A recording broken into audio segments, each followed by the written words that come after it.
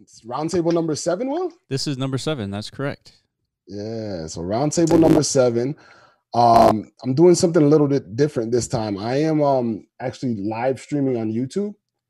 Nice. From the land. So the people of YouTube are going to be able to see the picture of me on the land. They're not watching the Zoom call that you'll probably see on Will's podcast a little bit later on in the week.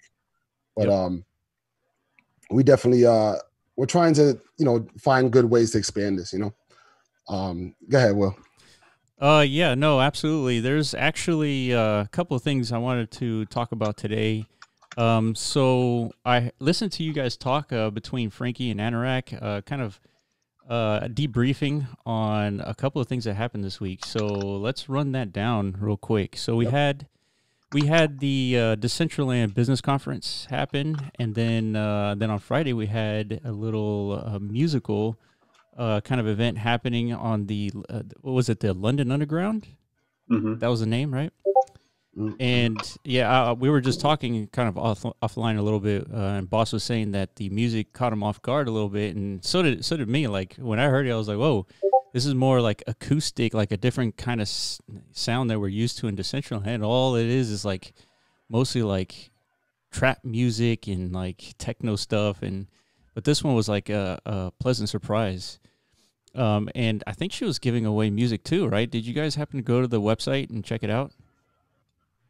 I did today, not during the event though.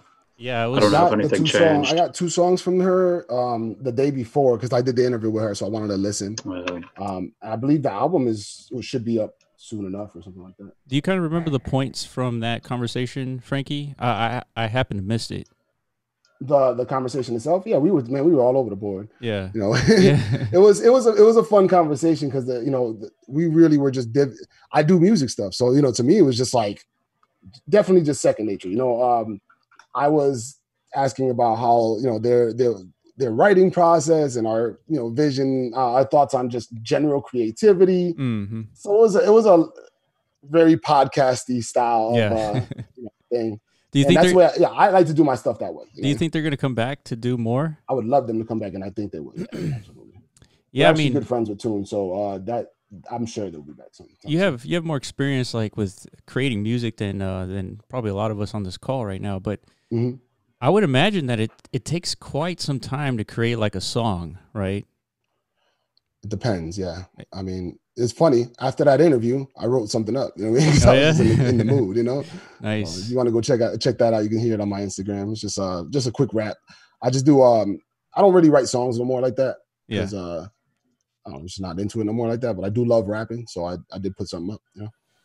Yeah, and we also experienced a little kind of glitch thing for Decentraland. When we were there, I think it started to populate, and then all the avatars started to flicker.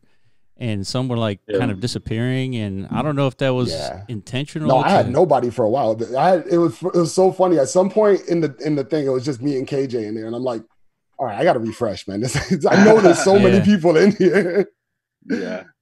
But, I was just afraid when that was happening, like I would be like just standing like right in front of someone or something. They just didn't even know it, and just they thought that I would be like creeping on them or something. But right, it was interesting because I would refresh and everything would kind of go back to normal, but it kept happening though. Yeah, I was afraid to refresh because I thought it would just pop me into a different server where like it was empty, and so I just dealt with the flickering. Right. But I'm always scared to refresh for that. Yeah, but it was packed though, and dude, that's the Decentraland marketing, right? If they send that email out, you're gonna get like a good amount of people on that parcel, and like we're so used to being like in larger parcels, like in Decentral Games parcels, like they're so huge. Like this one was like 2 parcels big, and there's like a good amount of like concentration of people there. Oh yeah, and it was a lot of fun. It was a lot of fun, man. Like a lot of chat going back and forth. I'm telling Iron Man to do a stage dive. It was a lot of fun. I can't wait till. I mean, I know we're going a certain way with that, and that's just a lot of fun to me. So then on top of that, Toonpunk messaged, I think a couple of us, or you put it on Discord or something, that new emotes are coming on a weekly basis. Yeah. Because it was told me that before, and I don't want to spill the beans. You know what I'm saying? So I was like just holding it until somebody else knew. It was a little awkward, like listening to that music, and then like they would finish, and it was just like silence. You know, it was like usually there's like clapping and like screaming and stuff. You know? Yeah, but you know, I think that we have like an opportunity to do like me and Anorak talking about the hearts, man. Like we really think that could be the thing that we have that shows love that way. You know? Yeah. No, that would be a good one. So it could be like not even an emote, but more like just a heart that goes over your head, like bling, bling, bling, you know? Sure. No, I totally agree. And I guess that, you know, one of the questions that I had was like, when are we, the community, going to be able to like develop some of these emotes, right? Because once you can create an emote, then you can control the bones of your avatar, like in game for like a specific purpose. Maybe you want to sit down, or maybe you want to aim down sights for a game like Corona Zombies, right? At that point, you know, we should be able to manipulate the bones to any degree we want, right? So I'm curious to when that's going to happen. Yeah, and it's just another way to monetize. You want your breakdance, Will's breakdance up in there.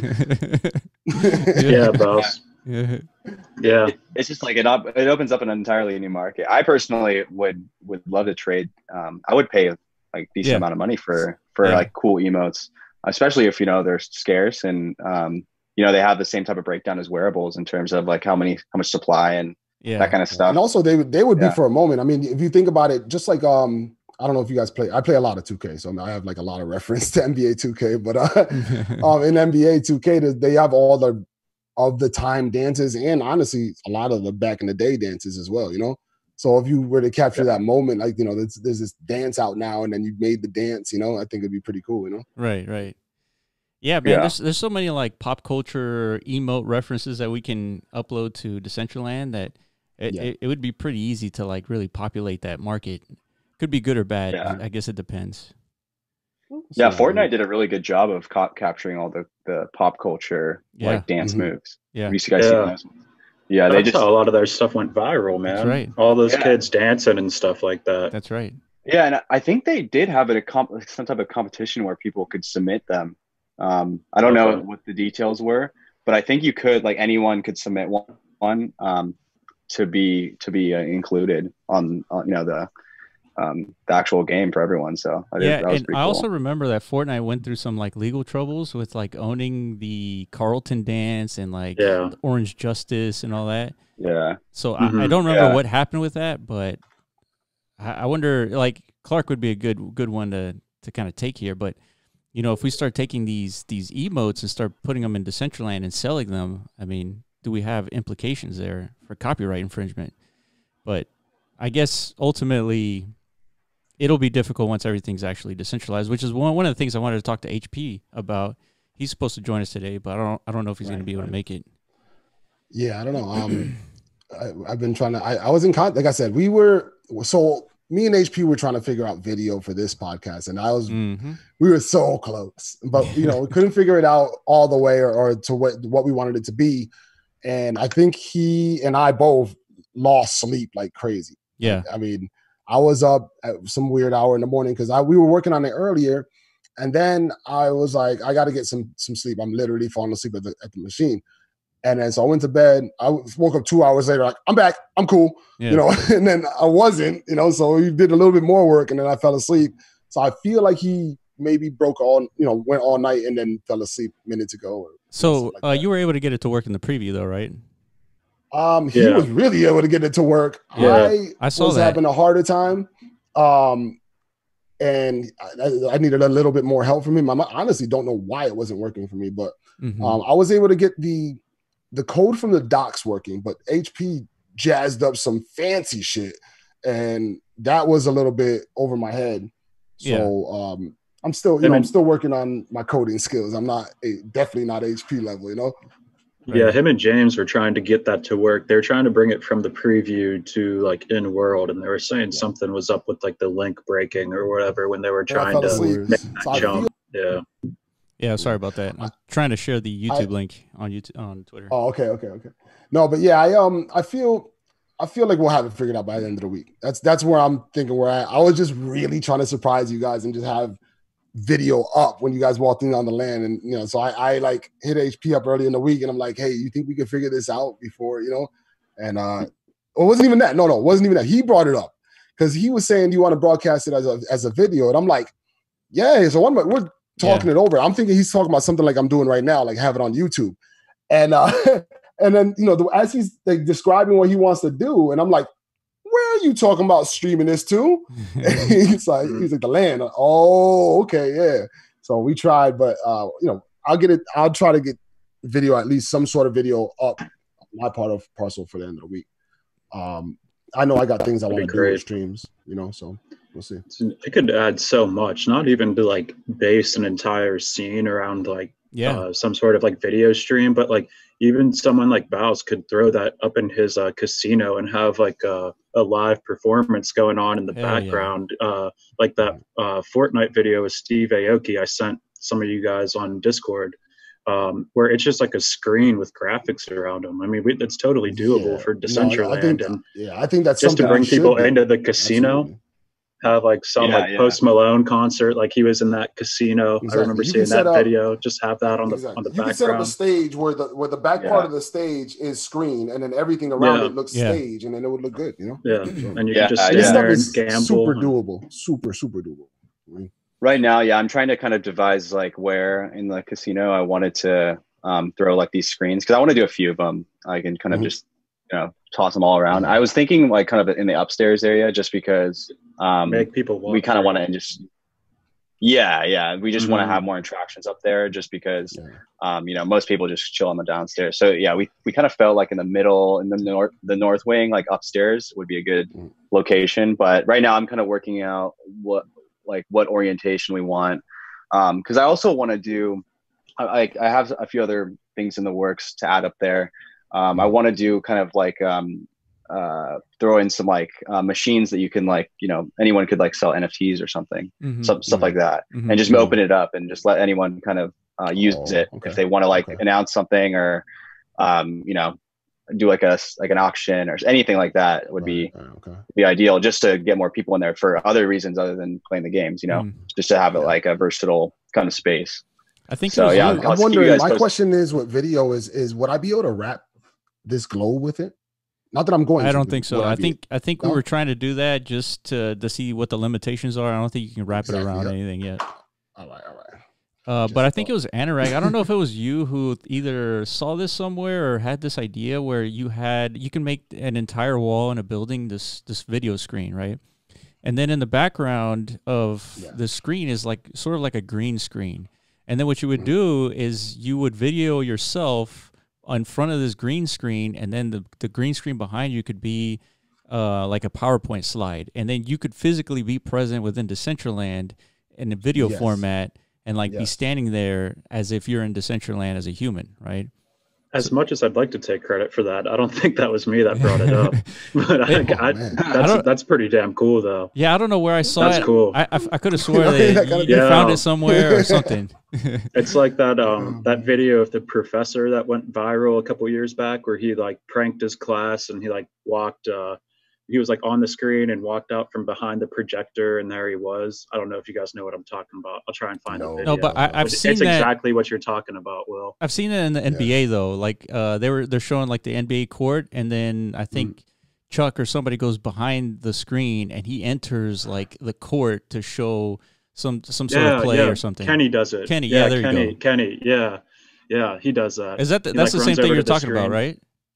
Pretty much, yeah. It's the same thing. Yeah.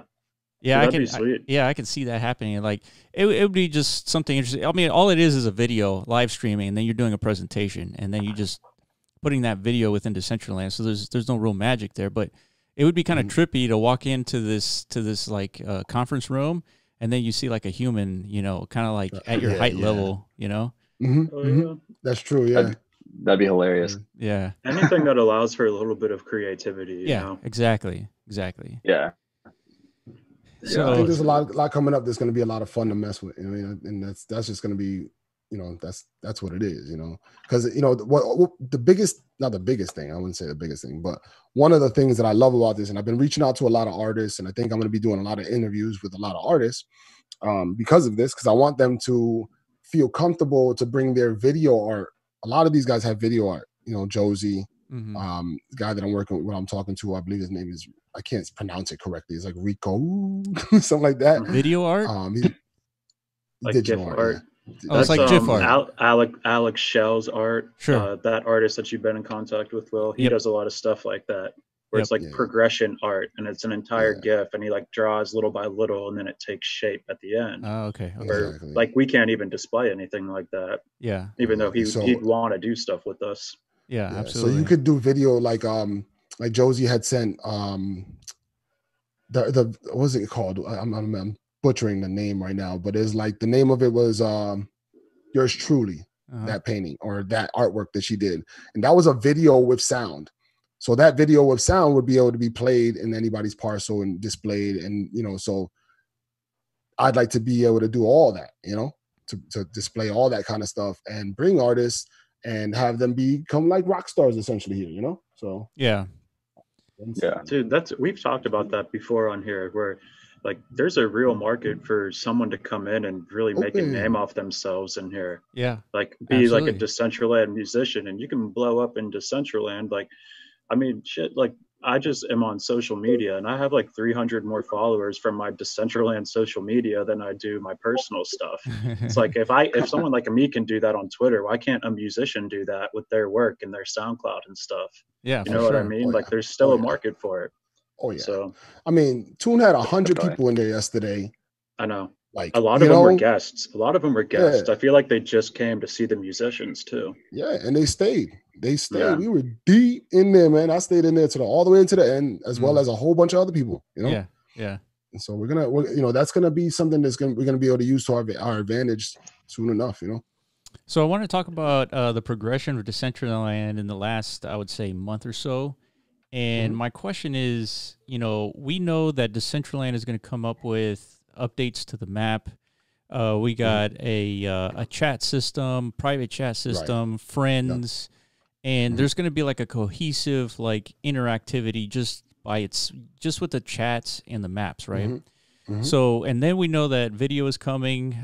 We have audio now. So once that's complete, what's next? What are the critical like pillars that are going to stand up Decentraland? I mean, at this point, for me, it's going to be breaking it. Watch. Yeah. That's going to be my mission every week. Break it. No, absolutely. Fix it. Yeah, we should be doing that every single week. But my question is in terms of features, like what else is missing besides what they're working on? Well, one of the artists mentioned GIFs. We should have GIFs like that. Yeah, GIFs, and then Will, I don't know if you just mentioned that in your spiel there. I was loading this Trello page, but friends list. I think friends list is the next big thing. Yeah. No, but Will saying what would be after that. Okay, that's what I said. I couldn't hear if you said that or not. I guess voice chat. I mean, voice chat's the thing that most people ask on Twitter. I posted that stuff of the video stream today of I saw that. And tons of people were saying like, is voice chat available? Is voice chat like Discord today? There's people asking if you can chat with people that are near you. Yeah. Like I think that's going to be the next big thing. And I know that's difficult to implement, but even if we can chat with people that are within like 2 meters of us or 3 meters, I mean, that's the next big thing. It should be doable. I'd like to see it be a very local situation, for sure. Because especially since I do these things and you would have things with, for instance, 100 people in that little club. If we had voice chat, you wouldn't be able to hear the music. Yeah, there has to be. So there's got to be a way to like, or even like in Second Life, there's only some lands. Remember this: there's only some lands you can voice chat on, and then some lands you can't voice chat on. And maybe there'll be things like that, like the owner of the land would either allow or disallow voice chat, and then lands that didn't specify or didn't have builds on them for sure should just be enabled, Yeah. I Is think there anything on Trello for voice chat right now? Nah, there's not. We're just making this stuff up like it's happening tomorrow too. So we got OpenNFT just showed up. What's up, man? What's up, Open? There we go. Trying to figure this out. It's all good, man. It's all good. Yeah, we hear you. Cool. All right, what's going on, dude? Welcome. Open. We're talking some features that you want to see put into Decentraland here. The next up, we're talking about friends lists, voice chat, and stuff like that. Is there anything that you have in mind that you want to see implemented here in the next month or so when it comes to socializing? voice chat and stuff like that. Is there anything that you have in mind that you want to see? Open. You want to mute the browser? Yeah, I got it. I heard you. Okay. I heard you, Interact. Yeah, no, I saw Ebriel's post on Twitter, and I thought it was real interesting how he showed kind of the screenshots of the chat, and I thought it looked pretty cool. I think that's going to be super exciting, especially, I think you said earlier how people in Discord were asking about that specifically, just how they can interact in game, and I think it'll be a super game changer once they implement it. Hopefully.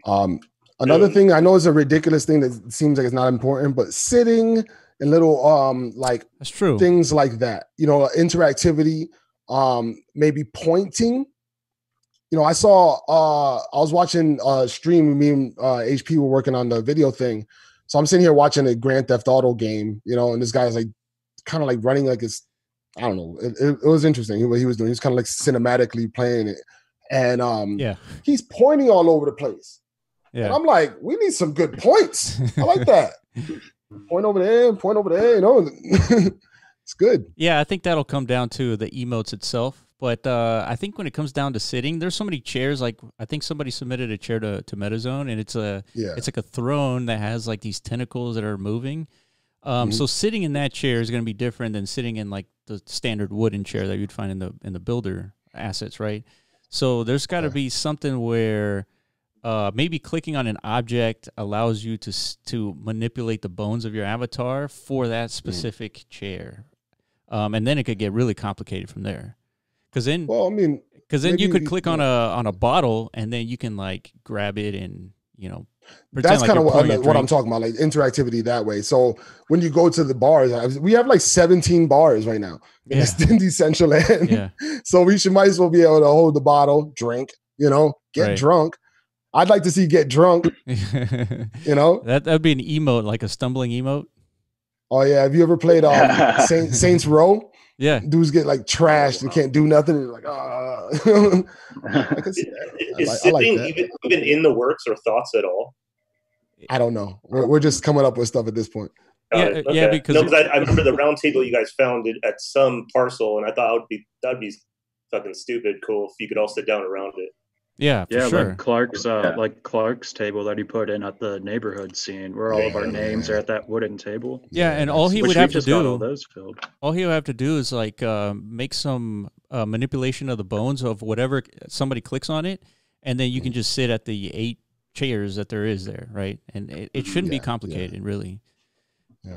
But getting that functionality from Decentraland, it just depends how long it's going to take, right? And obviously, that's not like the most critical feature, right? That's what I'm saying. It's not like the most important, but these things are things that if the reason why we talk about it is so you get those juices flowing, and if it wasn't brought up in a prior conversation, then that's why we're talking about it. Yeah, absolutely. It's not like I'm saying, we need this to be here yesterday. Yeah. We're doing pretty. I feel like we're going at a good pace. For me, I know everyone is always super like thirsty is the way I say it, but you know what I'm saying? Like, it's like, you know what I mean? Like there's always like want more. And I get it, but you gotta let people work too, Yeah. Is it possible to throw mana at someone just like at CryptoVoxels, how they throw color? You think it's possible eventually just kind of, make it rain? I think that's actually a functionality that would be coming in-game like transactions, right, Will? That's I don't know, man. That sounds really tough to do, actually. I feel like I heard about that as a thing. Like because I didn't make it up. There's actually 2 transactions happening, right? You're doing like an emote, right? The tossing of a coin, right? That's just an emote by itself. But then the actual donation of mana to an individual, that's a gas transaction. That's what I'm saying. I'm talking about wallet to wallet. Like if I walked up to you, I wanted to give you money, or I wanted to pay you money. See, that should be easy. Just click on somebody. Wearables, stuff like that. Yeah. That's what I'm talking about. I mean, throwing the money or whatever. I don't care about that. Yeah, but like the actual transaction is what I'm talking about. I noticed how he was kind of just saying, "Hey, you need this. Like, you want to color the wall? Here's 5 color, and you can do what you want with it real quick." Yeah, I saw that too. Really, yeah, it is cool. I just don't know how feasible that is in Decentraland. How everything is set up. But you should be able to click on somebody and then donate directly to that person, right? Yeah, which that's on the Trello there. In-world trading. Oh, so that's actually good. So in-world trading means something specific for Decentraland. It actually means in-world trading is going to happen within the Genesis Plaza, which is going to be updated like next week or something. Oh, nice. And so from there, you can actually trade NFTs without any fees or anything like that. So, but it wouldn't be. It's not trading them for money. It's trading them for. As far as when I had a conversation with Augustine, it was like a trade, 1-for-1 trade. Now it doesn't mean that they can't update it and allow people to sell stuff through there. But that's from what I understand. And that'd be great if it was mainly in the Genesis or and even just the Decentraland plazas. So to give people a reason to be there. Exactly. That's exactly why they're doing it. Like a market, almost like its own marketplace, and like, like have its own bustling. And that's the purpose of doing it in Genesis Plaza, is that if the transaction is free, it gives people an incentive to be there because it's free, right? So and then on top of that, Genesis Plaza is going to be focused on onboarding new people who don't know anything about blockchain, and so through there they'll be able to understand like what is Bitcoin, what is blockchain, why mana, what's Ethereum, what's gas, all that stuff. So devil's advocate though, now you got all these new users and a bunch of goons just running up like, hey, buy my thing. Hey, I got these hats, I got these glasses, I got some gloves. Hey, but that's what it's like in real life anyways, right? So there's no difference. Yeah, that's true. So I'll be out there selling my shit. Just standing on the street corner, like need tickets, like the need tickets. I got hoodies. I got hoodies. Scalping mana hats. Yeah. Oh my god, that will be cool. I'm anxious to see. I've heard a lot of rumors about the Genesis Plaza stuff, but it's gonna. I mean, like we're saying, it gives people a reason to be there, but I mean, it also gives value to the land that's been bought around that stuff. Because right now, like, what's the point of being next to one of those plazas? It's just a bunch of stuff from the builder that's just kind of plopped down there. Yeah, I agree. And you see a lot of new users coming in. They're like, well, why do I want to be near a district, or why do I want to be on the road or anything like that? And it's tough to explain to a new user, like, well, you're buying stuff for the future, like 2 years, 3 years, 5 down the line and stuff. Like right now, I can't give you a solid reason other than what the future is going to look like. And how do you justify spending 80K mana on a roadside parcel near a plaza when there's nothing there? Honestly, I've given up on that idea. I'm just glad I never fell into that.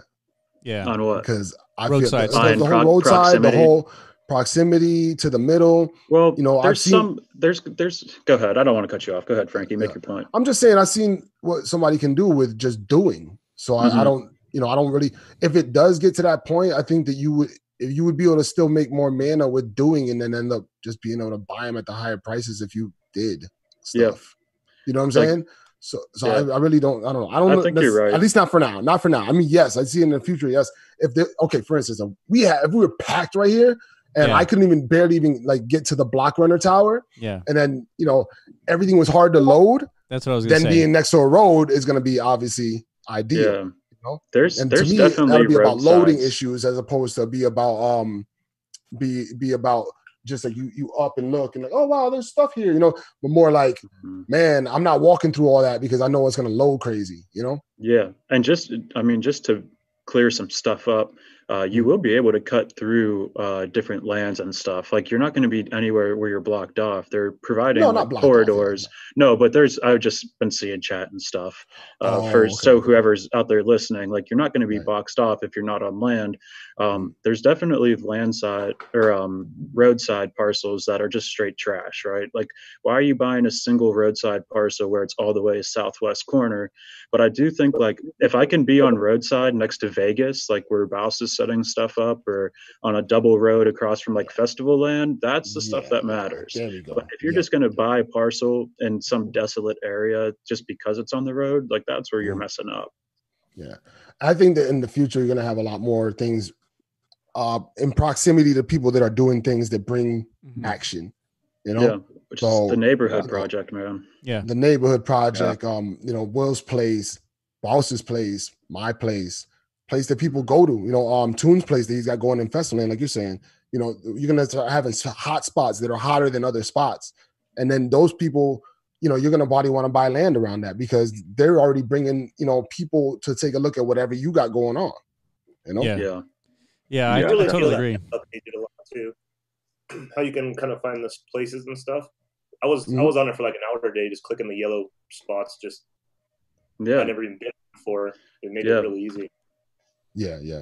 With the jump-in feature makes the proximity of the 0 location a lot less valuable. I remember the day where they announced that you could drop in anywhere, and it was like pandemonium in the Discord because people thought that you're only going to be able to drop at 0, and then they came out and they were like said you could go anywhere.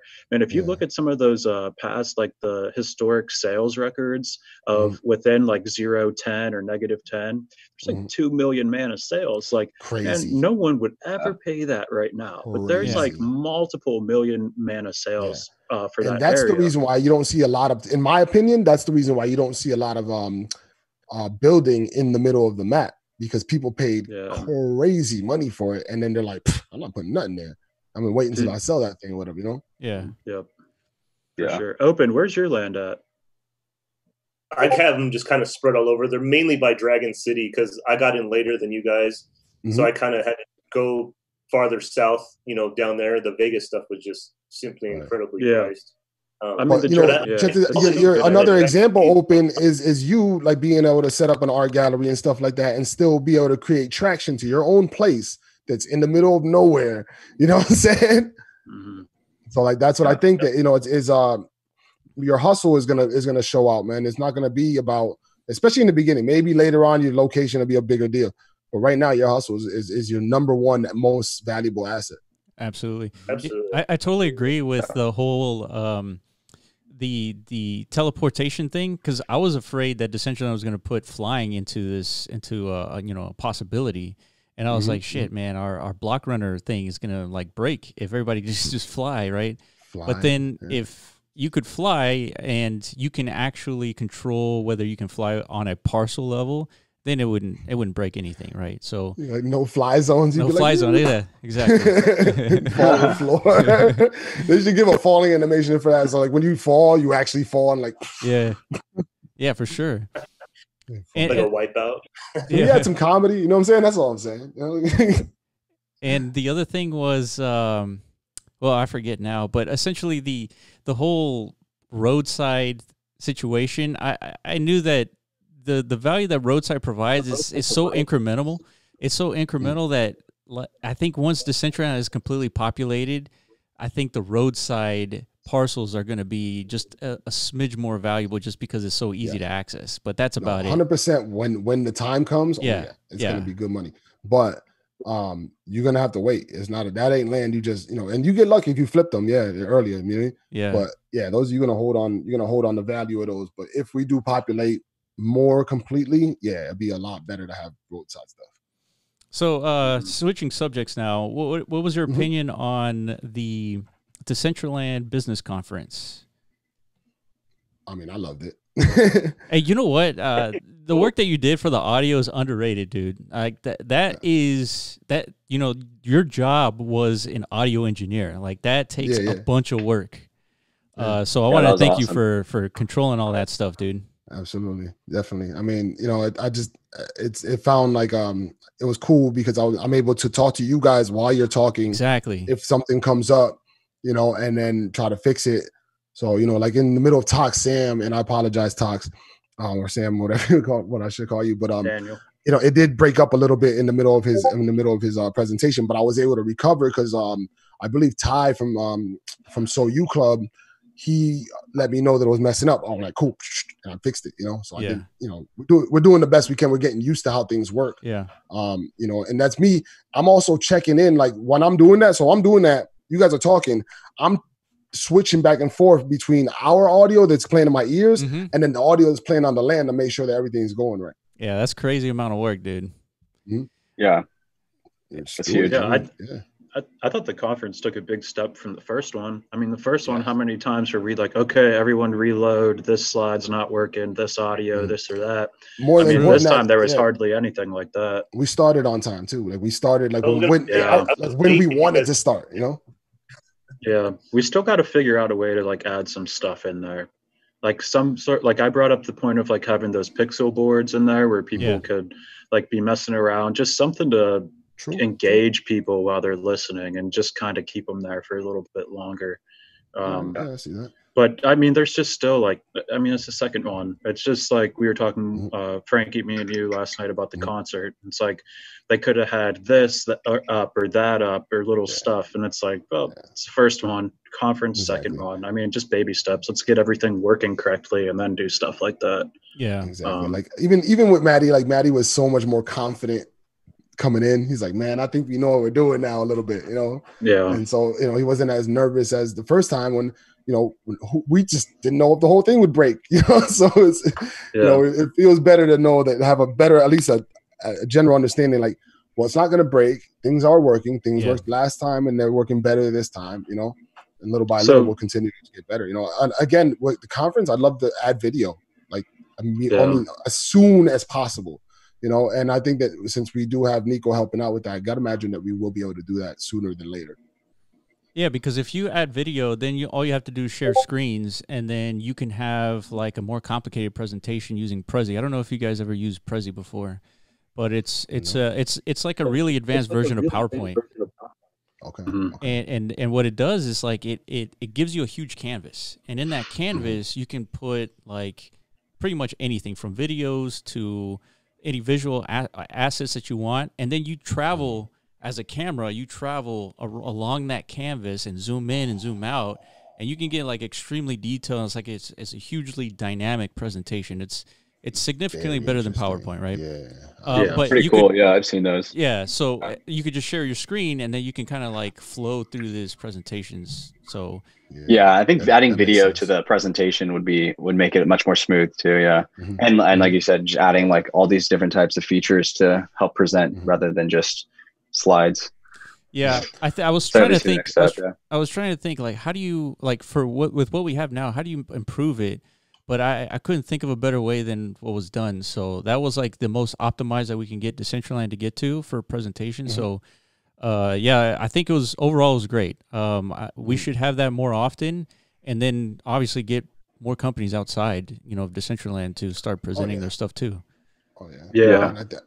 It's going to be a great platform for people to be able to show their stuff. I'd like to see us also get to the point where, because this is only about money, this is not even about nothing.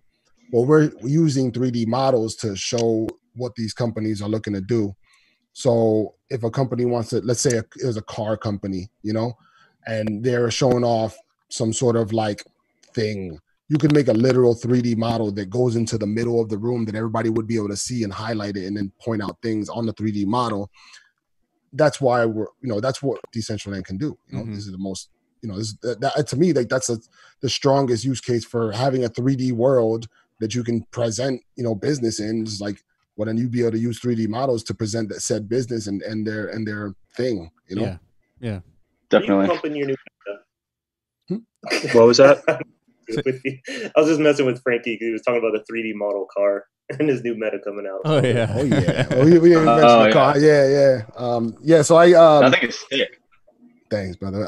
So basically that's a partnership between me and Catherine and Fran, her partner from Low Poly Models. And basically what happened was, you know, I had her build my building. I had her build the DCL is yours meta, which is just like a high-end meta that I could care less if no one buys. It's my just like something personally I love. And then so after that, she had come to me and say, I want to do a car. And so, you know, we had thought about what the car should look like, and I kind of gave her a couple ideas, and then we ran with it. And the thing is amazing looking. It's a parody of a concept car that exists in the world, and she knocked it out the park. They knocked it out the park because I don't want to take any credit away from Fran, but they're amazing. I'm going to be working with them on a bunch of stuff, and I'm lucky as hell to be working with them for sure. Yeah, I mean, I think KJ and probably Fran, they're the ones who are making all these like cool buildings for Decentraland, right? Yeah, they helped out with the London Underground building as well. Oh yeah, that's another one. That looked amazing. That building's awesome. Yeah. We've got something hopefully coming soon that is going to be mind blowing, and that's like an understatement, you know. So it's pretty cool. Yeah, a bunch of cool stuff. Yeah, that's awesome. So kind of like wrapping about into. All right, go ahead, Joel. No, go ahead, boss. I was just saying, like, what you said in terms of like features that we're excited to roll out past like these initial ones that we're just discussing. One that's kind of overshadowed a bit right now is just the improvements to the SDK in general. I think like the shared state within a scene is going to be huge, and like just any tools to build multiplayer experiences, I think is going to be really important for game developers. Just because, you know, like I feel like, you know, to do that right now, you have to have pretty decent knowledge of how to set up like a server app and, you know, use Node and stuff like that. And if they just bake that right into the SDK and do it for you, then, you know, that just opens the doors to a lot more of these multiplayer games, which I think are really good for like, you know, longer sessions. Gives people like an excuse to socialize. Yeah, exactly. Hey boss, I wanted to ask you, see people spending half a day in Decentraland rather than an hour and a half. You know, Dude, we still have that soccer tournament that's like 4 weeks away on the events page. It's like that. Oh yeah, that World Soccer tournament. Like, what is that going to be like? Going off the multiplayer thing, like if you go on the events page, it's going to be hosted at the Moonshot Arena, that soccer arena that was involved in the treasure hunt. I remember that. And it's a world soccer tournament for like June 5th. I think it's like scheduled to start when I don't know if this was like a World Cup year or maybe for the Olympics. Maybe it was supposed to be like an Olympics thing. But yeah, I'm pretty sure it's on the events page. That'll be cool. I wonder how many I've got to check that out. I have I didn't. But is it going to be like a video? Let me check and see if it's still here. That would be awesome if it's actually in World. Yeah, June 5th, Moonshot Crypto World Cup. And it's a weekend of virtual soccer, 5-a-side tournament with NFT and crypto projects battling it out to be the winners of the first Crypto World Cup. And it runs from June 5th until June 8th, Friday to Monday. I don't want to play. That's awesome. I'm going to be in the crowd that day. Yeah, for sure. It's going to be crazy. Like, we actually do have a huge crowd for that, and they can't really play because it's lagged out. Yeah, that's a shared experience, then, right? Yeah. That should be a shared experience. That's something that we need like 200 people in a realm for. Like that's when it looks cool. When there's people on the field and then there's like other avatars in the stands. Because they have a huge stands over there. Like you could hypothetically fill those things. Yeah. Moonshot was the first place that I saw another avatar in world. I just stumbled upon it and there was someone just like running through the bleachers in the stands. And I just let me tell you about this the other day. Field. So Anorak had just got his laptop the other day, right? His brand new laptop. And we were talking in Discord, and we were not anywhere near each other in the land that we knew about. Now, I had gone to Genesis Plaza for no good reason at all. And I'm just climbing a mountain. I look over there, I'm like, this dude a mariachi here. I think that's Anorak. And I go running after him. And sure enough, I found Anorak in the game. I'm like, what's up, homie? But this is after I was like, hey, Frankie, I got to leave this Discord chat. My new computer just got here. And then I was checking out my new computer, and within like 2 minutes in world, you rolled up on me. You're like, yeah, you can't avoid me. You're trying to dodge me in Discord. No, it's cool. Friends list is going to be cool. I kind of knocked on it when it first came out, and I wanted to see some stuff before friends list, but I'm starting to realize like all this stuff is just about relationships. Like that's what's going to keep you coming back more than making money is the relationships you build with other people. And the number one complaint I think that we see is lag and not seeing anyone else in world. And if you're able to log in and find people, I mean, it's going to be pretty cool to be able to just see who's online and who's doing what, where, and all that. Yeah, especially with that map update. I mean, imagine if you press M, Frankie, you'll pull up the entire map on your screen, right? And then just imagine you'll see a bunch of red dots, like just scattered everywhere. Like that's going to be Are you cool. going to, you know what would be cool if you can roll over their name and then you just see, I mean, roll over their dot and find out who the name is? Yeah, that'd be cool. Yeah. That'd be awesome. So, boss, I had a philosophical question for you. So in your perspective, Decentraland, is it a world that is set up for developers, or is it set up really for like the common person who doesn't know how to develop to create stuff? Like, what in its current state, what would you say is Decentraland set up for? I feel like they're kind of trying to do both. And I know you guys talked about this on one of your podcasts. I think I remember listening to. Well, I think it was something around like how you guys wanted more development in the SDK as opposed to the builder. And I definitely agree. I think that's ultimately what's going to really result in the most users eventually, just because the developers just have the best tools to make stuff. I mean, you look at what he comes about on the board, it's like these richer experiences, and you can't really achieve a richer experience at the moment with the builder. I mean, you can mess around and place things in areas, and I think that's important, just because so many people own land and not many people know how to develop it. So I think like a simple builder makes sense, but I think I personally would love to see a lot more robust features in SDK and like kind of a focus on that. So to answer your question, I think and their approach, I think the stress on the SDK is just the way to go. But I don't know. I mean, it seems someone who is working on it from the team, isn't there only one developer working on the builder at the moment?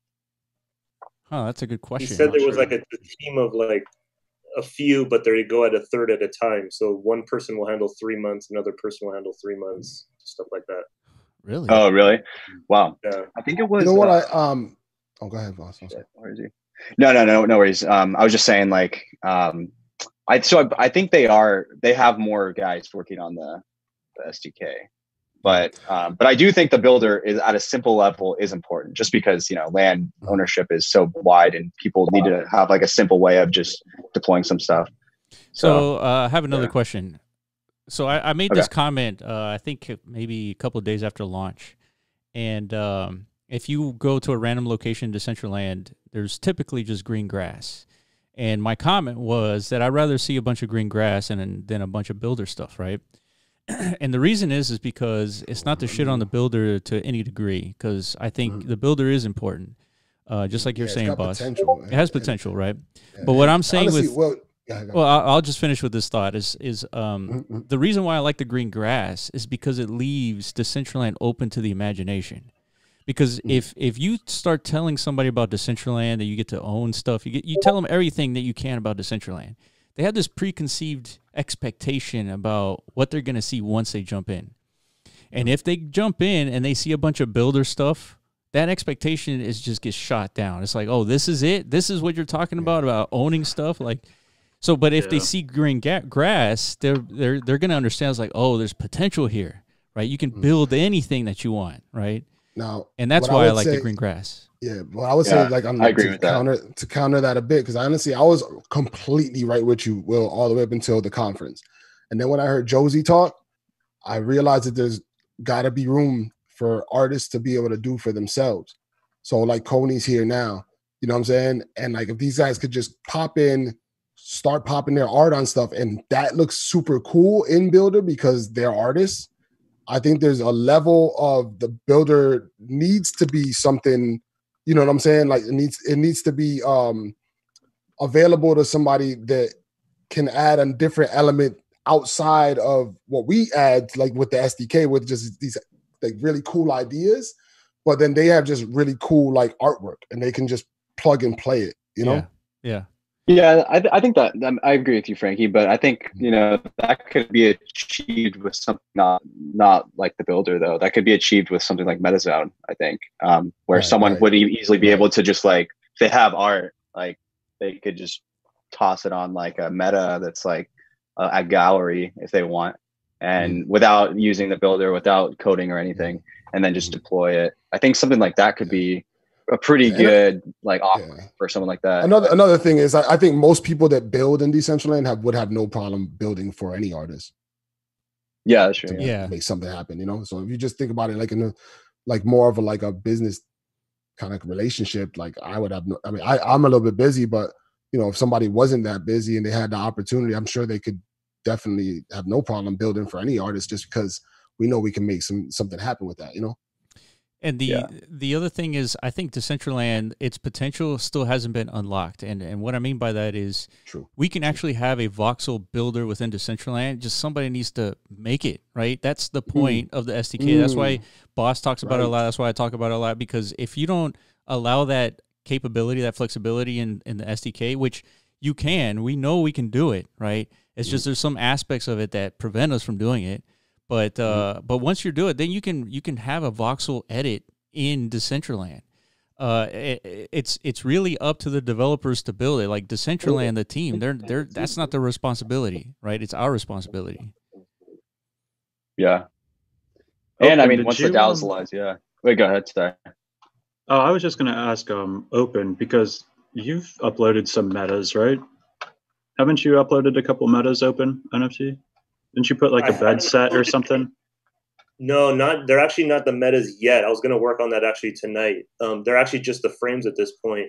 I was waiting for Corb to really tweak those to see if he could implement any kind of buying structure. But we just, how we spoke about that earlier on the donations and stuff, it's not quite in there yet. So I didn't know if I wanted to waste too much time on that yet, because it's really just an updated frame, essentially. So I might not do that. I'm not too sure, to be honest with you. So I'm kind of more excited for streaming at this point. Have you been working in Blender and stuff, or? I have actually. Me and Frankie were talking about that the other day, and I've been messing around with it. And I'm going to have my little personal thing coming out, hopefully on MetaZone soon. But Corp's going to have to hold my hand again for a while, and I know I was getting tired of it. So how long have you been messing around in Blender for? I always like to ask people, like 4 or 5 hours under it right now. That's about it. Okay. Because I always like to ask people how long it took them to get comfortable. Yeah, the donut video helped me the most. I think Frankie mentioned that one also. It's just, everyone's seen the donut video. So well.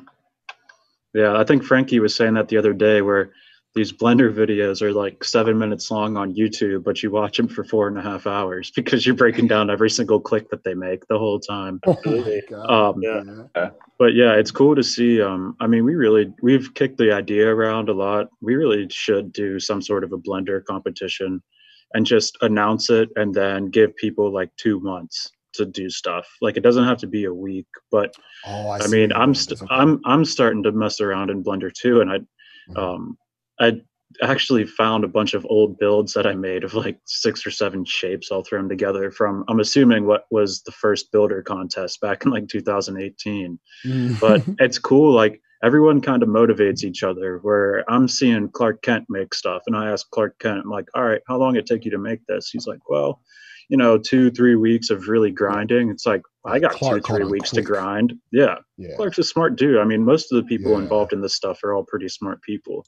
But everyone, like, once you see people that were never working in Blender before, and you see them upload to MetaZone, you see them publish to Twitter and show their stuff off, it's only going to be a domino effect. I mean, it's going to inspire everyone else to start building. And if we do a competition like that, where there's an actual incentive and not just doing it because you want to, I mean, that competition I'd like to see with a big prize, like a decent prize on that, Yeah, I mean, that's something that you got to talk through, because to that, actually, I would like to see a lot of smaller stuff for it to motivate more people, because if there's one big prize, the same stuff's going to happen as the builder competition, where it's like, shit, I don't know Blender, I'm not going to win this prize. But if you have like 10, 15 decent prizes, then you're going to motivate more people. There's going to be more of a hope factor. But we got to do something like that.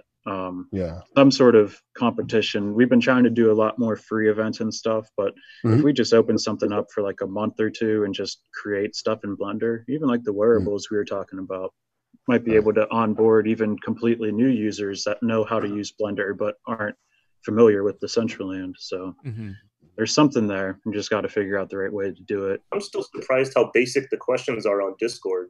How just like, how do I get mana? Just, just simple stuff like that is still.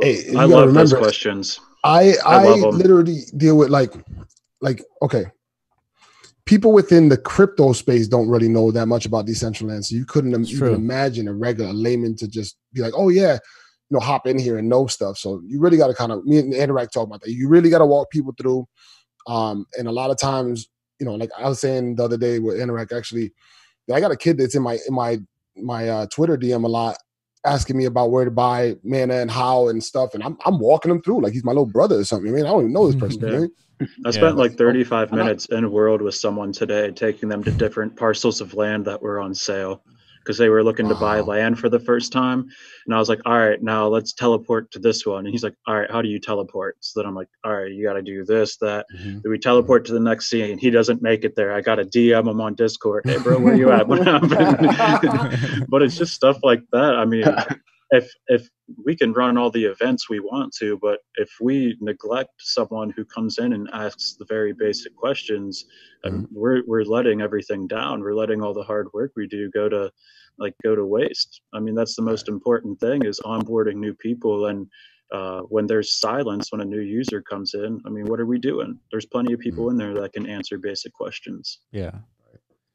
Yeah, it's like we were having this exact same experience. Those newbies in Decentraland, they're asking the most basic questions. We were DMing each other back and forth about CryptoVoxels. It's like, how do you build stuff there, and how do you how do you chat with people there? How do you do all this stuff? It's like, hey, dude, and I made the comments like, whatever we're experiencing right now, there's a lot of people experiencing the exact same thing with Decentraland, and I'm sure it's just a matter of going to their site, looking at their documents, and understands like, oh, these are the basic flexibilities that you have in CryptoVoxels, right? And we just haven't done that. But that's sort of the point. It's like you have to just sort of just jump in and figure it out yourself, because like I try to put myself in the person who's going to see the Decentraland Business Conference, right? They show up, it's like, okay, this is like a standard conference, right? They have people talk. And it's all of a sudden it's like in this virtual world. But imagine this guy who's there for the first time, like walks out the building and keeps walking, right? There's like green grass, there's other buildings. Like imagine what this guy's like experiencing, understands like, hey, this is an open world and then you can build anything in this open world. Like that's really what we're trying to, I guess, encapsulate with, everything that we're building, right? And it's sort of like if you watched Ready Player One for the first time, like every single scene is like, something amazing. So that's sort of like what attracted us here in the first place. So it's just interesting going through all those like waves of like not understanding like what everything is and like experiencing it again in like a different universe, right? Yeah. Dude, I found out about Ready Player One after Decentraland. Really? You can imagine, you can imagine how I viewed that movie. I was like, well, first I found the book because I told one of my coworkers about this stuff, and they had the book in their desk, and they're like, dude, I just finished this book. It's exactly what you're saying. Yeah. I read this book.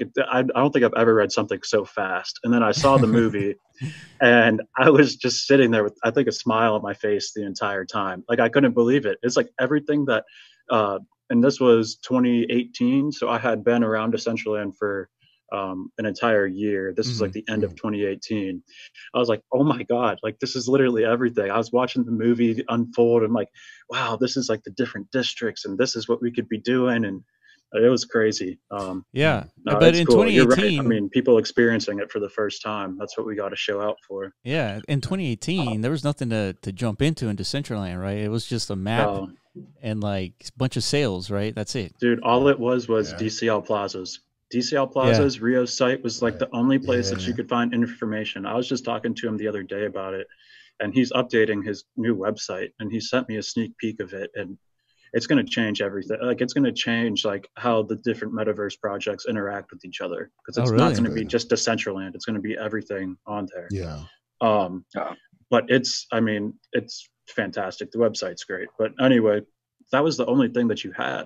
Like, all this information on districts and stuff, like we complain about the team not communicating with us now. Imagine that in like the very beginning, when like, what do you communicate about? Yeah, exactly. Rio had write-ups on every district. Every district, he had a mana to USD calculator on the top bar. It's cool how far we've come, though. Yeah. I joke about it all the time, how I used to just walk the grid. And I'm like, walk the grid and walk the grid and walk the grid. Like, there's nothing going on. And I pull up on the block runner. There wasn't even grass. There wasn't even like a default landscape for the longest time. It was just like grid, like you're saying. That's what I'm talking about. Just walk the grid. Grid. Just like, And you could walk into the negative areas. I don't know if you still can or not. I haven't tried, but you could walk into like negative 200 if you really wanted to. If there's no block at 150. You can keep walking out there. So what are your thoughts on a day-night cycle? Nobody's talked about that. Oh my God, I love that. But how do you do that when there's people from all over the world? Yeah, so you would have 2 UTC? days and 2 nights. Run it at UTC, man, and let it just be at UTC. Okay. No, that's cool. Well, then I think 2 days, 2 nights, like you said, would work throughout like a regular day. You'd have a 2 days, 2 nights. Okay. Yeah, because imagine. I'm with that too. If you do UTC, if you do UTC like in midday, it might be completely dark in Decentraland, right? Yeah. I mean, to you, so like but like to Rio, it's a whole different story. That's the beauty to me, especially because I do interviews and stuff, and I'm always trying to make these times. So it almost would help, because if you knew that 10 UTC was going to be dark in Decentraland, then you're like, okay, cool, they do their show at nighttime in Decentraland. Right. Yeah, that's true. I'm just putting this together now. Boss, you're in San Diego, aren't you?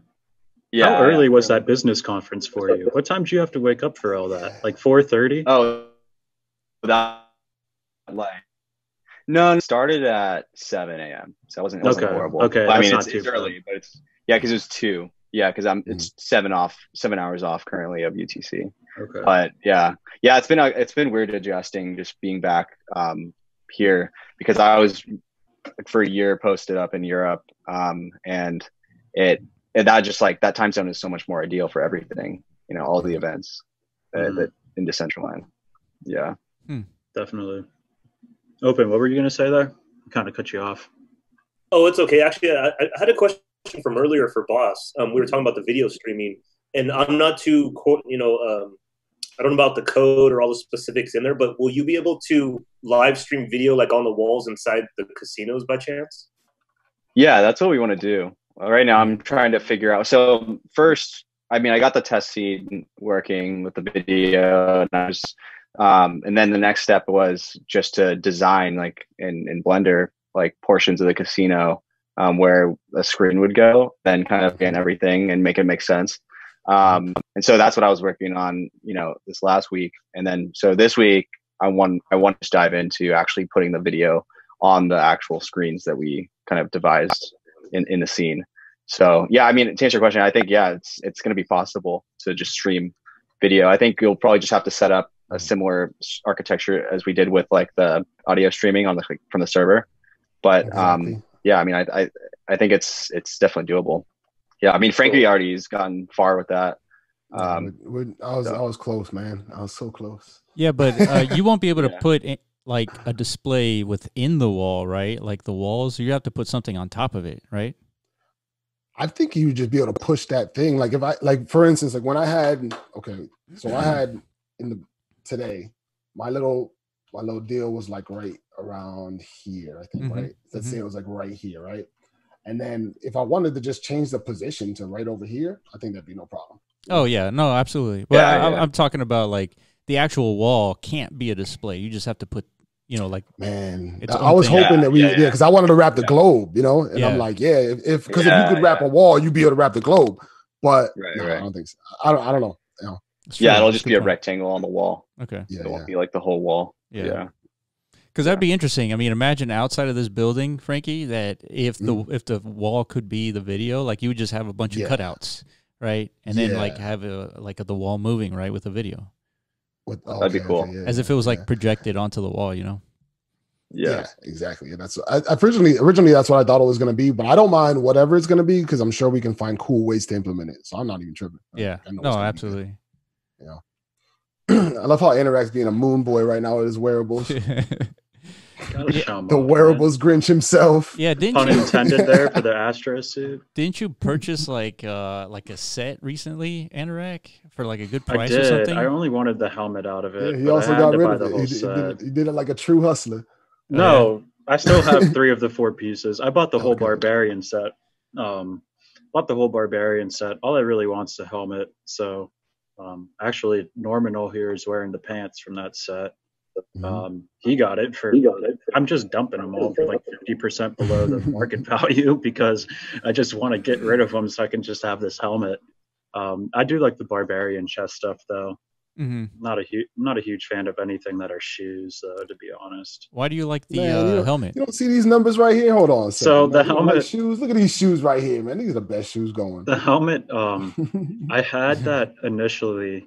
That was like the first mythic I bought, I think, right after the treasure hunt. And I ended up selling it, and I sold it for a pretty good price. But since I've sold it, I've always had seller's remorse. Like, I think it looks so good with my coat of wonder and stuff. I just think it's a good fit for what I walk around in. Yeah. And I always see Normanol wearing that helmet everywhere. And I'm like, God, like it looks so good. Like I really wish I didn't sell it. So for the longest time, I've been waiting to buy it again, and finally had an opportunity. The guy I bought it from was trying to just liquidate everything, the whole set, so he could buy some land that he had his eye on. Yeah. And so I kind of lucked out. I got a good deal on it. That's good. I mean, if it worked out for everybody, that's really good, For sure. That's cool. For sure. Yeah. So I just, I don't know. When I buy wearables, I'm not buying stuff that I think is going to appreciate. I'm just buying stuff that I want to wear.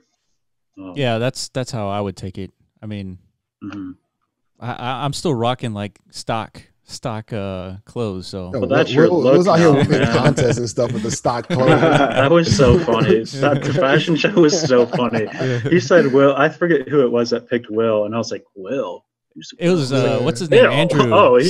Andrew Steinwald. He's like, yeah, this Matrix looking guy. Yeah. It's like, oh, okay, that's your guy. It goes so well with like the move that you do, Will, and you're like, it does, right? About to like kick someone. Yeah. The floating move.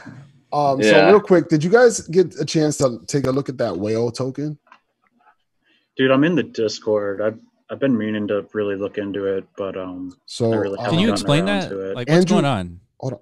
What's up? No, can you explain the whale token? Like, what's going on with that? So what it is it's Whale Shark's basically NFT investments all in one wallet. Oh, that's right. As far as I understand it, I remember now. And then he's gonna base the whale token. I think he's making 10 million of them. Whale token is gonna be based on the value of that wallet. Let's say. I see. Right? Yeah. It was a really interesting. The reason why I bring it up is what I'm going to play next, after we get off of here, is going to be the Andrew Steinwald interview with Whale Shark. Yeah. And I did listen to that before I started this, and I thought that was really interesting. I'm probably not going to get any whale token, but I think it's an interesting thing. I think it's a good thing for the NFT space. And so, I think that I think that it's something to know about. It's not something I don't think any of us would have to deal with, since we all are already invested pretty heavily in NFT, the whole community itself, But so I guess what's the function of the token? It's just a piece of ownership of the entire wallet. It's a piece of ownership of the entire, exactly. So he's out trying to buy the most rare, the most expensive, and things like that. Okay. And that's interesting. And it's like your piece of that collection, and there will be a DAO, I believe, involved that would help make decisions about what is going to be bought and sold, or whatever, however the moves they're going to make with their giant wallet of rare NFTs. Yeah. I just got a message from HP. Let me read it real quick. He says, "Super sorry, could not join earlier. Is it too late?" I mean, we got 22 minutes left, right? Let's talk to and just let him talk. Let's just all sit back and let him talk. For real, I want to hear this guy so much. Let the legend live, man. For real. Seriously, it's so cool to hear and see everyone, especially like, and who do we have on last week? Dennis and KJ, like people that are always in Discord that you never get to hear or see. Yeah, it was good to see KJ. I haven't. I'm shouting at him. I'm shouting at him now. Just bring him on and just what do we want to ask him when he comes on? Like, we got 22 minutes to talk about, man. Whatever he wants to talk about. Just say go. Yeah, go. I just originally posted all those screens in your post Yeah, that was him. He posted it in the events. He must have been really sleepy when he did it. He posted like 3 videos in the events channel on Discord and then went, oh, oops, this is the events channel. Thought it was general. And he posted all this stuff in there. Like I said, neither of us. There was like 3 videos. Yeah, there's like 3 different videos. I picked the one that had the least amount of swearing in it. Like the Twitch streams that he had on the video boards, there's a lot of pretty bad language. That's how you're supposed to play video games, man. Hell yeah, but I wasn't trying to put out a parental control notice in my tweet, so I just picked the one that had the. My Twitter is you better know, if you're even looking at my Twitter, you might get cussed out. That's all right. Hey, got what, 15, 20 retweets and damn near 100 likes. I think I got the most engagement off that, just comments based. There's tons of people that have never engaged with me on Twitter that were commenting on that. That's great. It sounded almost like he was changing the channel, like on each screen. He had like his cursor, wherever his cursor was is where the sound was coming from. Oh, that's cool. Which is awesome. Dude, I'm telling you, like, that's going to be so cool. Like, I mean, I said it earlier and I was kind of joking, but like, what are you ever going to have to leave Decentraland for if I can have a sports game, the Bitcoin price chart, Netflix show, and whatever else in the background? If I can have that all on my computer screen and I don't have to have like 3 or 4 different monitors for that, why the hell would I ever leave Decentraland if I can just watch all that stuff at once? I mean, seriously. Yeah. Like, that's true. I mean, especially once VR supported several years down the line, right? And then you can have all these screens like in your house. Yeah. And then you don't have to like spend so much money on getting actual screens in your actual house. I'm just, as a sports fan, I'm just so excited once sports are back and during football season, if I can have 4 different screens and have football games streaming on all of those, like, dude, that's going to be awesome. Man. I'm just going to sit here. As soon as I figure it out, you might see some Korean baseball up in my building. Who's watching that, man? I watch it. I mean, I didn't watch it yet, but I'll watch it. They have the most epic bat flips. You see them? Like, yeah, but it's bat flips at 3:30 in the morning. Great. Yes. I love it. Russian badminton. What was that? Russian badminton. Dude, they had the 2006 hamburger eating competition on ESPN last week. Oh, really? Like, okay, hamburger eating competition, cool. 2006? Like, we couldn't get 2015? Like, what is There's truth to that. No, but so what do we want to ask HP when he comes on? We want to ask him about video streaming? About video, yeah. Video and just that's like probably the most pertinent thing right now. If he comes on, if he makes it for this next 22 minutes. Yeah, exactly. Yeah, he hasn't like 100% confirmed, but I told him to come in. He's typing something. He's installing Zoom right now. Oh, okay. He must have uninstalled it because he Zoomed with me like 2 weeks ago. So that's how HP don't play, man. There's certain things he don't want to mess with. What a grandma. Hey, Will, I have a question for you on the gas fees. Say when you buy a Meta, is there a base gas fee that's just implemented in the code when we like just essentially press it? Is that why it's taking so long sometimes if we don't actually raise it up? Yeah, so there's a correlation between like what the price of Bitcoin is right now and like the inability for people to purchase Metas at the cheapest gas fee. And so because like there's so many like transactions happening on Ethereum, like miners are just not mining gas fees lower than 10 cents. It's just, they're just not doing it just because there's enough people out there paying more in gas fees, right? So I think right now it's probably better for you to like raise the gas prices to like the medium tier. And then even then it's going to take several hours for it to go through. So yeah, it's a struggle. So we're trying to kind of mitigate that too, and Boss sort of solved that problem for him. Like he's not even using Mana. Or, hey Boss, for your casino, are you still using Mana to do transactions? It's just not on the Ethereum blockchain.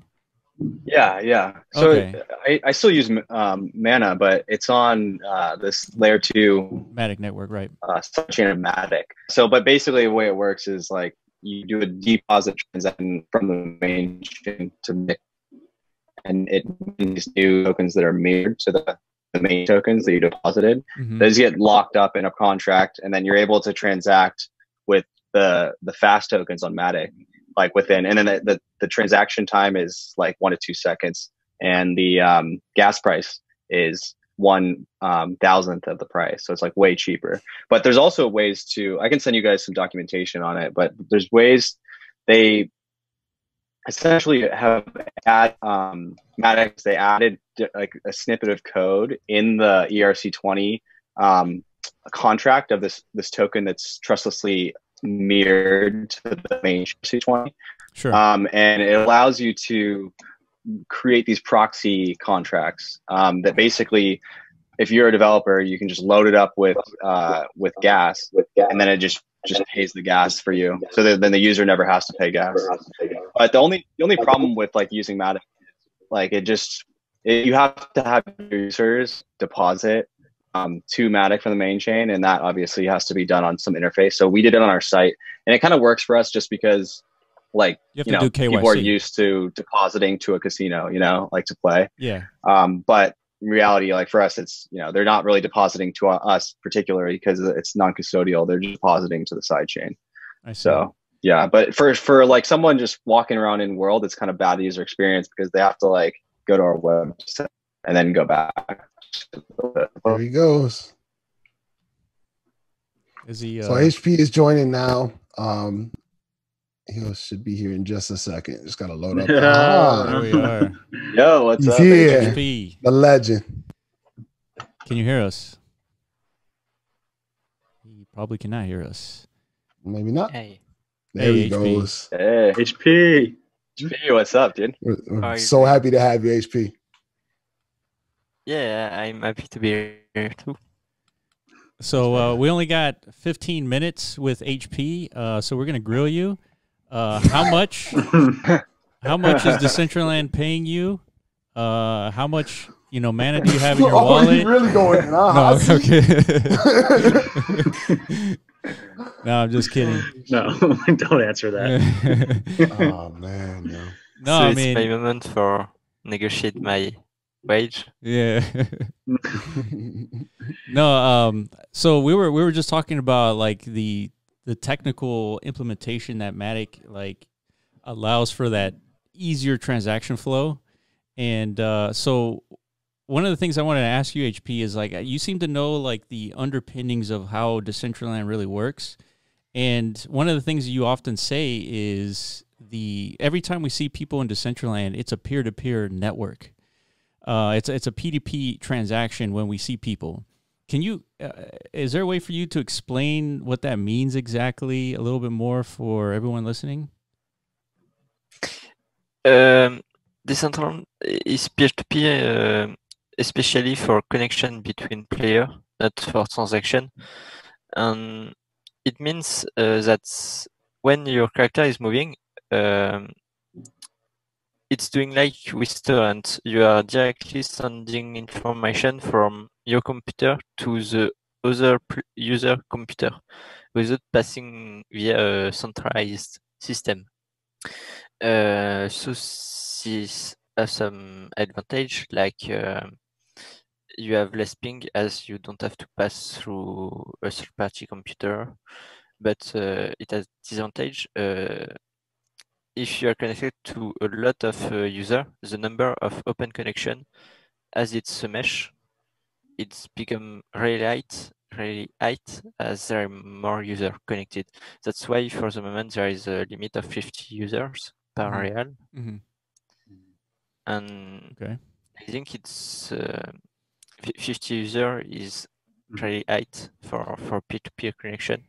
So we may have to think about other way to connect player if you want to have more than 50 players per realm. So it can still be decentralized or less distributed between different servers, but if we get more than 50 users, it will not be as decentralized that it is today. Okay, so that's my question. If all the people that Frankie's seeing right now in the game world right now, let's say it was like 10 or 15 people, it's a peer-to-peer connection. So why not have all these people, looks like 20, but why not have all these people within a server instead of doing a peer-to-peer connection? Is this decision purely based on decentralization, or is there some other motivation behind that? Yeah, it's mainly for decentralization, as if there is no server in between, there is no single point that can be shut down, and there is no real way to block you. Okay. So now that we understand that this is purely for decentralization, I think, one of our previous roundtables, we were discussing like why, are we spending a lot of time in Decentraland? Why all of us like so focused on Decentraland? And I think a lot of the reasons why we're here is mainly because of the decentralization.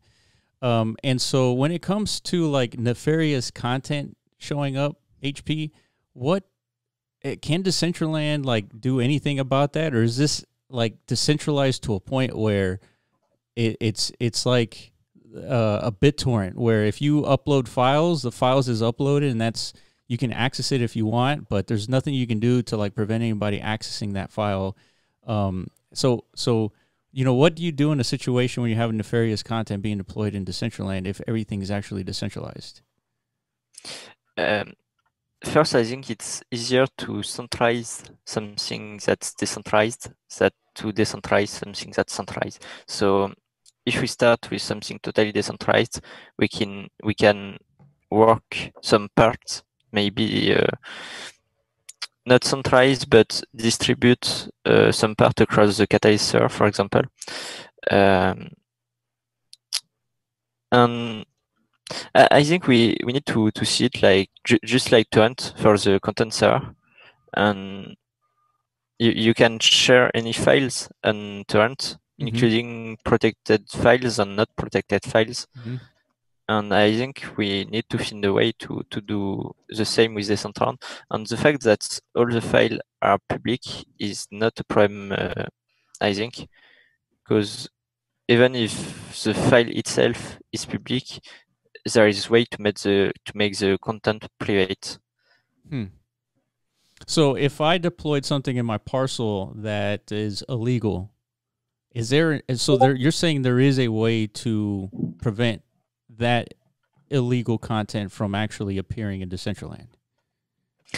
Yes, each Catalyst owner can make a transaction with its Ethereum address that's registered on the DAO to block a specific hash that was uploaded. Interesting. So this have some advantage. You can quite easily block content and do it quickly, but it has a disadvantage that you have to do a manual action for each of it, and a hash can be changed just by changing a single bit of a file. So if someone wants to upload a lot of illegal content, he can just upload it, change a byte. He will get a new hash and just re-upload it with a different hash. Okay, so you're saying that the DAO has the ability to block content by taking each user. Each Catalyst owner can do it individually. Oh, I see. And is on node. Okay. So you guys better be nice to me in HP. Yeah. I'm just kidding. No, that's interesting. No, but then the other ones will pick up the slack though, right? I mean, it has to be like each Catalyst owner can block their own, but obviously the other ones would have to block theirs manually too, right, HP? Yeah. So then you could have a Catalyst supporting nefarious content. It's just the DAO would say, okay, that Catalyst needs to go, and so you somehow how do you cut off a Catalyst? You just have to go to the Aragon web page and start a vote to remove it from the list. Okay. And the client, the Decentraland Explorer, will automatically remove this server from the server it's trying to connect at launch. Okay, so then if it's actually decentralized, it's like BitTorrent has, or not BitTorrent, but like many of these pirating websites like Pirate Bay and all those, they've been taken down numerous times. Like every single year they get taken down pretty much. But somebody always spins another, like it's either in Taiwan or it's hosted in like another country, but it's always coming up. So I would imagine that the server that is running this stuff, they could just get a new server, right, a new IP address, and just run it again, and like you just have to manually cut them off again, right? Like it's just cat and mouse. Especially, it's really easy to start a node. Everything is in Docker, so with like less than 10 commands, you can start a Catalyst node really easily. Yeah. Okay. No, I ask only to understand, like, what, Decentraland is going to look like in 10 years, because just like any other website, like pirating stuff, like I expect to see that in Decentraland. And so I'm just trying to visualize what the activity is going to be for like all these Catalyst, and the DAO too. So yeah, that was very helpful, HP. I appreciate that. HP, how close are you to making video streaming work in World? I know you had those videos out, and I posted one of them on Twitter. How close were you and James to getting that to work today in World? Actually, we can already make it work, but there's some really big difficulties. Okay. Mainly that each stream can be up to an audio stream is 128 kilobytes per second. So it's quite light when you have to propagate it to hundreds of clients. But a video stream is between 2 and 5 megabytes a second. So if you have, let's say, 100 clients watching, you need 300 megabytes constant and stable. So this is the biggest issue for the moment. It's to find a way to reliably distribute videos to so much people. Okay. So all the video features, the video streaming is already deployed to Decentraland, so we could use it today. I think if you go to my parcel, you might be able to see it live right now. It's minus 125, minus 77. I might have to restart something to get it work. Okay. And then minus 125, asking right? me. Yeah. And then someone was asking me today on Twitter, how many video screens could you have per parcel? Is it just a triangle limit, or is it that loading limit, or what would be restricting you from having 10 screens, if anything? It's mainly a performance issue. Each screen is quite heavy on performance. So, for example, with a single 720p stream, you lose about 10 FPS. Okay. So it's quite heavy, and that's the main limit for the number of screens you can have on a land. Okay. That makes sense. So I had another question, another technical question for you, HP. Wearables. All right. So the community, let's say they make thousands of wearables, every month, whatever it is, doesn't matter. We made it 90 minutes. Bro. Yeah, I know, right? With no wearables talk. So the question is like, with all this like custom content, does the client have to download every single wearable, like visual content? Like, isn't there some technical limitation to having so many wearables out there? Like, you couldn't have 1 million different wearables, could you? It's download when you launch a client. Your client will just download a list of available wearables, but it will not download every single models. It will download model only when a character is present in the world with it wearing it. So you're not downloading every single wearable at each client start. Okay, so let's say you have a Catalyst and there's 50 people. So you're only downloading the 50 wearables that people are wearing at the moment? Yeah, but each people can wear up to 5 or 6 different variables at the same time. So you may end up downloading 300 different files. Wow. That could be. Well, how does that work? Like, all right, I've got, like, you're saying I've got 5 wearables that I can load up. Oh, you're saying on my character itself. So you're talking about shoes, pants, that type thing. All right.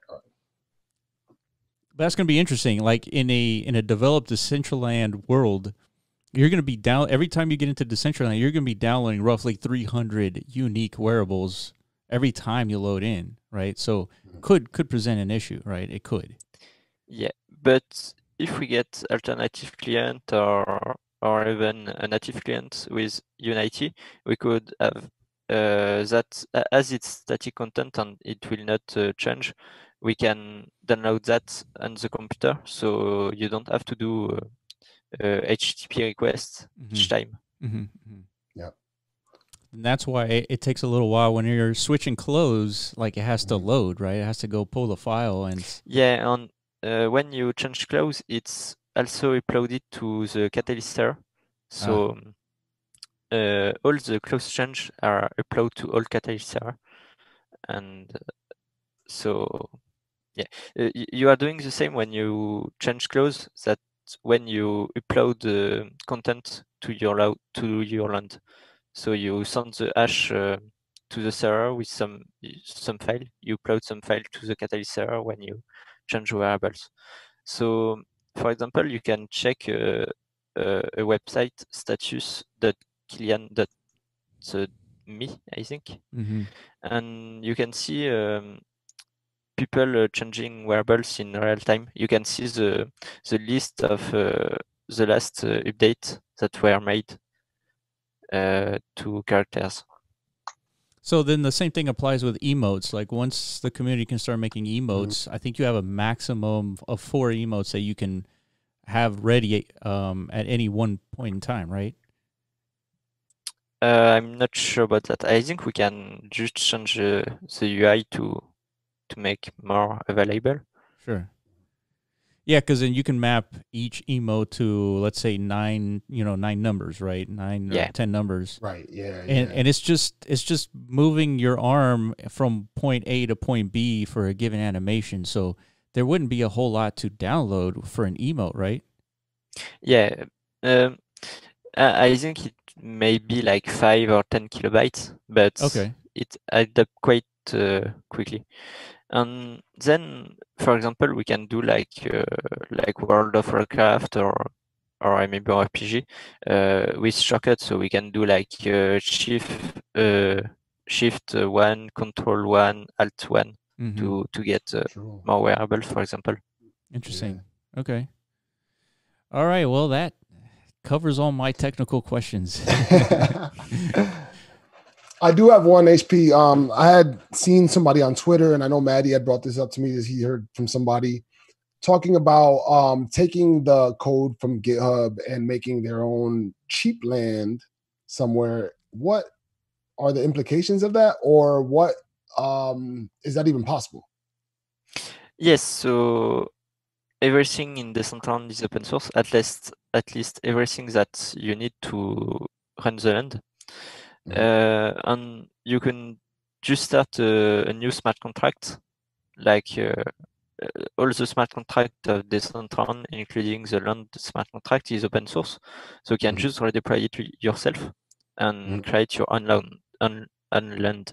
But it will not interfere with Decentraland land. It will be 2 different worlds. All right.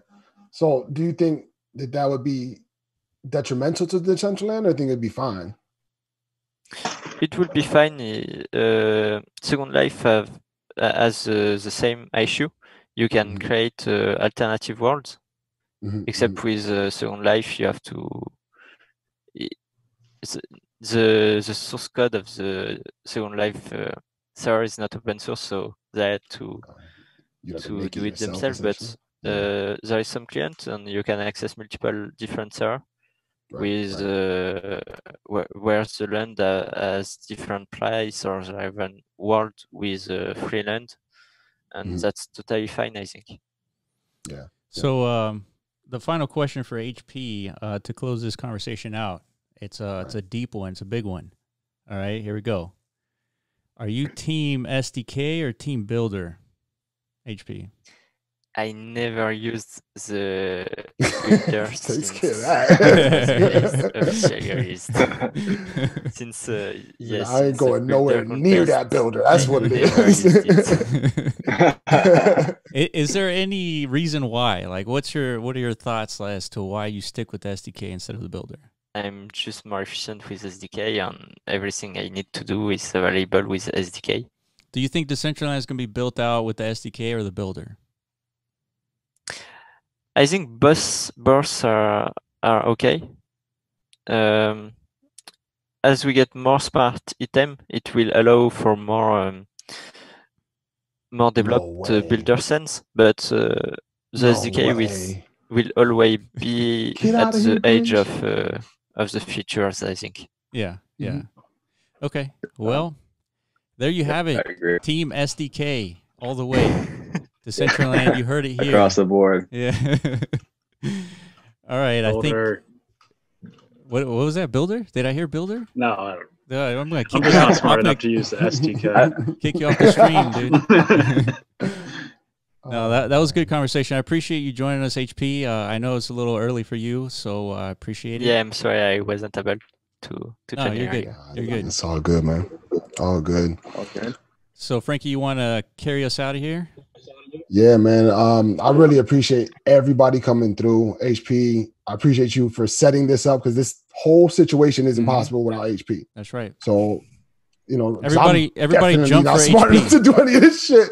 But I really appreciate all of y'all coming through. I appreciate Balls for sponsoring with the Tamanoia Casino and Decentral Games. Will for being just my guy who's walked me through Decentraland from day one. Interact and OpenNFT for coming and always being like just up on the community and helping out. And just like literally this is just going a certain way that I really appreciate. So I always got to say just thank you very much for coming out and thanks for, you know, listening and checking it out, you know. Oh, thank you, man. I appreciate you guys coming as well. And we'll see you in a week. Also, one more thing, if you want to stick around and listen to the Andrew Steinwell interview with Whale Shark, please do. I'm going to start it as soon as I get off of this. Awesome. Good stuff. All right, take it easy, guys. Thank you. All right, bye-bye. Bye.